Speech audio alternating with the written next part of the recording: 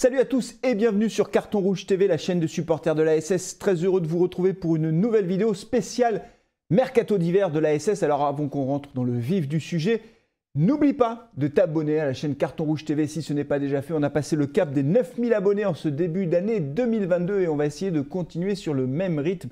Merci beaucoup en tout cas de votre fidélité à la chaîne. Alors aujourd'hui on va parler du Mercato d'hiver de l'ASS. Vous savez, l'AS Saint-Etienne est dans une situation très compliqué, pour ne pas dire désespéré en championnat. Et là, j'avais fait une vidéo pour expliquer quelles étaient les clés pour un éventuel maintien en Ligue 1. Il y avait deux clés principales. D'abord, changer d'entraîneur. Donc ça, c'est fait.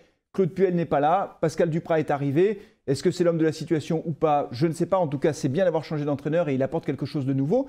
Et la deuxième clé, évidemment, c'est d'avoir un mercato d'hiver de très bon niveau pour renforcer à peu près toutes les lignes de l'équipe qui sont faibles. Et on pense en particulier à la défense et à l'attaque qui sont les deux gros points faibles de notre équipe. Alors la bonne nouvelle, c'est que l'AS Saint-Etienne s'agite sur le mercato d'hiver. On parle beaucoup des Verts sur différents dossiers.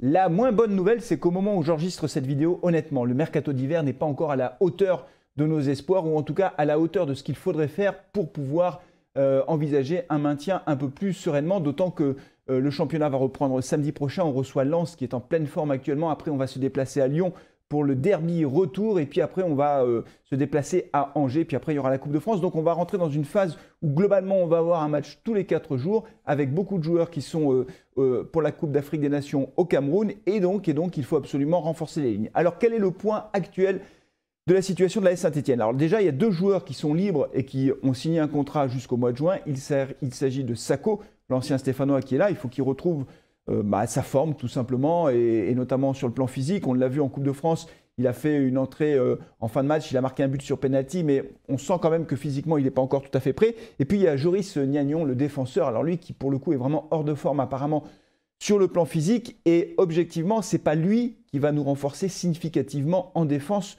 pour le moment. Donc là il y a quand même deux interrogations sur l'état de forme de ces joueurs.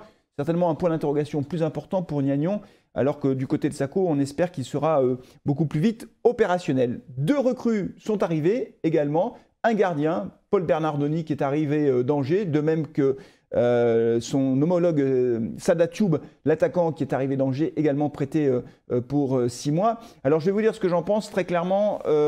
Du côté du gardien, Paul Bernardoni, et je sais que les Stéphanois ne sont pas d'accord là-dessus, on en a parlé sur Twitter, sur les réseaux sociaux. Pour moi, on n'avait pas besoin d'avoir un gardien. Alors certes, pour l'instant, Green est blessé, mais on avait son numéro 2 qui faisait bien le job, Bajic, et on a deux jeunes gardiens talentueux, et franchement, ce n'était pas la priorité. Voilà, je le dis clairement, renforcer le poste de gardien, ce n'était pas la priorité. Maintenant que Bernardoni est là, il va prendre la place d'Étienne Green, et qu'est-ce qu'on fait?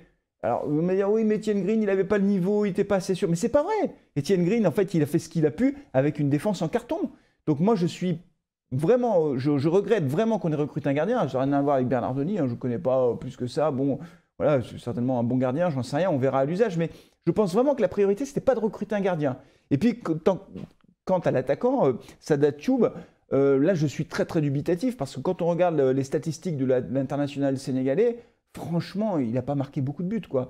C'est pas l'attaquant dont on rêve à l'AS Saint-Etienne, ou en tout cas dont on a besoin. Alors encore une fois, on va peut-être voir, il va peut-être se révéler, il va peut-être, en ayant du temps de jeu, en ayant la confiance de l'entraîneur, peut-être qu'il va se révéler comme étant un attaquant hyper opportuniste et capable de marquer des buts. Mais quand on regarde ses statistiques, franchement, il n'y a pas de quoi être rassuré. D'ailleurs, je ne suis pas sûr que le staff stéphanois soit tellement rassuré, parce qu'ils sont actuellement sur un dossier, alors là, beaucoup plus important, Mateta, Jean-Philippe Mateta, qui pour l'instant n'est pas encore arrivé du côté de Saint-Etienne, puisqu'il est en attente.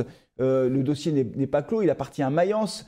S'il est prêté à la Saint-Etienne, il faudrait que son club actuel lève l'option d'achat de 15 millions d'euros. Donc autant vous dire que je n'y crois pas, d'autant qu'il a marqué en championnat en première ligue lors de la dernière journée, donc il s'est un petit peu relancé. Et dans son club, il y a beaucoup de joueurs aussi qui sont partis à la Coupe d'Afrique des Nations. Donc je ne crois pas du tout que Mateta arrive à Saint-Etienne. Mais le fait que le club cherche un autre attaquant montre bien que Thioub, ce n'est pas vraiment l'attaquant qu'on espère du côté de Saint-Etienne et dont on a besoin, parce qu'on a un besoin urgent d'attaquant.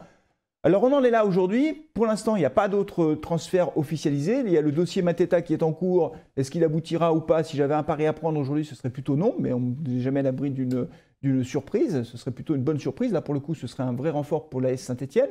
Sachant que de son côté, Ignacio Ramirez va repartir Il aura fait 6 mois à Saint-Etienne, enfin oui, même pas 6 mois, il sera arrivé en septembre, octobre, novembre, décembre, voilà 4 mois à Saint-Etienne. Il n'aura pas eu de temps de jeu, je regrette vraiment qu'on n'ait pas eu l'occasion de voir Ramirez titulaire d'entrée. Il n'a jamais été titulaire. Voilà, quand il est rentré à 10 minutes de la fin du match. Et je ne comprends pas qu'on puisse faire venir des joueurs comme ça sans leur donner la moindre chance de montrer ce dont ils sont capables. Alors peut-être qu'il était archi nul à l'entraînement, peut-être que c'était un incompétent, mais alors à ce moment-là, on se demande pourquoi on l'a fait venir. Enfin, je veux dire, on se renseigne avant de prendre un joueur. Voilà. Donc il va repartir. Et aussi, une des clés de ce mercato, c'est de faire partir d'autres joueurs, peut-être de les prêter pour alléger la masse salariale. Il y a peut-être un certain nombre de joueurs qui seront prêtés, même si effectivement des joueurs qui sont susceptibles d'attirer d'autres clubs, il n'y en a pas tant que ça, puisque notre effectif, il n'est quand même pas de haute qualité aujourd'hui. Donc au moment où j'enregistre cette vidéo, on résume, on n'a pas le renfort qu'on attend en défense centrale, qui est un impératif absolu. On prend trop de buts, ce n'est pas la faute d'Etienne Green, c'est parce qu'on a une défense qui ne tient pas la route. Donc en défense centrale, on n'a pas notre renfort, et à la pointe de l'attaque, on n'a pas encore notre renfort, donc tout reste à faire. Il reste encore une quinzaine de jours pour ce mercato d'hiver. Espérons que ce seront 15 jours décisifs. La bonne nouvelle quand même, c'est que l'AS Saint-Etienne veut bouger. Vous avez vu, le président Romeilly a pris la parole pour expliquer qu'on pouvait très bien recruter, mais que c'est Claude Puel qui ne voulait pas recruter. Bref, c'est un peu des règlements de compte après le départ de Claude Puel. Peu importe, ce qui compte aujourd'hui, c'est qu'on ait vraiment l'intention de renforcer l'effectif pour essayer de se maintenir en Ligue 1. Encore une fois, sachant que les semaines qui vont arriver seront cruciales.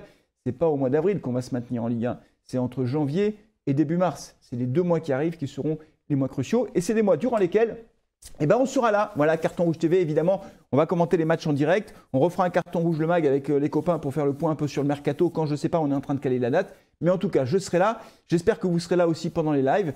Voilà, d'ici la prochaine vidéo qui sera l'avant-match, l'avant Saint-Etienne-Lens. Prenez soin de vous, de vos proches et allez les Verts. Ciao.